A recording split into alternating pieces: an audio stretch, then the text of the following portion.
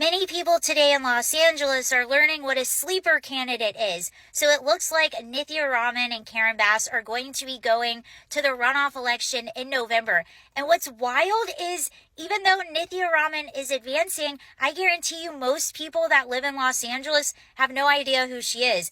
I guarantee you that most people that live in Los Angeles, the very first time they even heard of her was during that debate in which Spencer Pratt, whatever you think of him, clearly won. What happened is actually very predictable if you pay attention, but I will admit that after that debate, I underestimated Nithya, but this is historically true for her. And by the way, a sleeper candidate is somebody who is super duper underestimated. People don't know who they are. They're wildly unpopular, probably with their own constituents, yet they seem to win again and again and again. And this is the case for Nithya Raman. And if you don't live in her district or you don't live in Los Angeles, you might not be aware of this. So I'm going to take a step back a few years ago.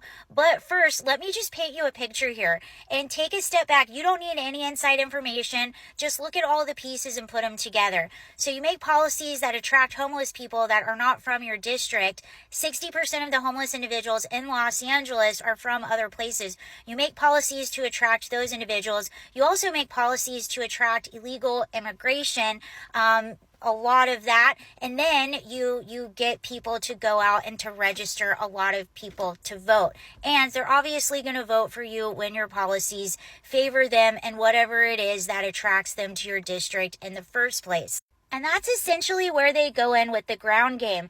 And all of this is all totally legal. What we know so far, there will be investigations, but from what we know, this is all legit and legal. By the way, that's her right there.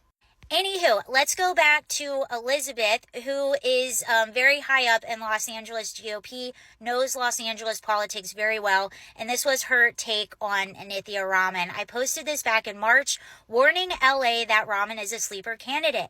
I know her well because her city council districts is neighbors with mine. She's very unpopular, and I sit in neighborhood council meetings where she is regularly thrashed by residents. When she ran for re-election 2 years ago against a Democrat, she was ahead on election night only by 4 points, but less than 50%. So we thought that we were headed for a runoff.